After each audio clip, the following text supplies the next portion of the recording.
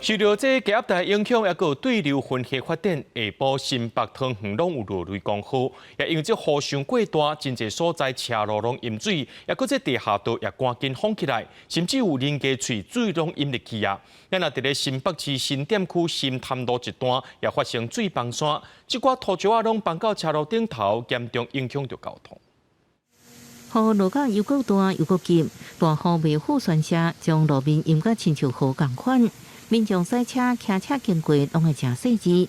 桃园北德区建设路附近水也淹入面堤内底，画面上民众一直将水涌出来。另外，还有工程用的人空挂，还有真侪水一直不出来。下大雨，持续下大雨的话，都会淹，比较会淹。是我家嘛，这边看得比较清楚，整个都会淹了。整条淹，对，跟小河一样就对了。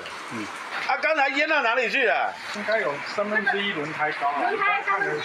受低压带影响，加中岛过后，对流分溪发展旺盛。中央气象局车道针对新北、桃园发布大雷雨特报，经济部水利署也提醒较低地区甲车路爱注意淹水。本市八德区时雨量70毫米，在本市有8处积淹水，皆在2点半迅速消退。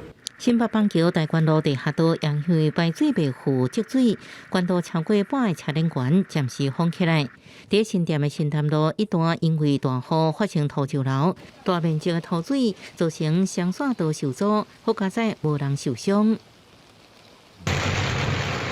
同款一阵大雨，也过离岛金门，正多拄着风台，即马阁有大雨，车头关电古迹双喜楼规个放落去。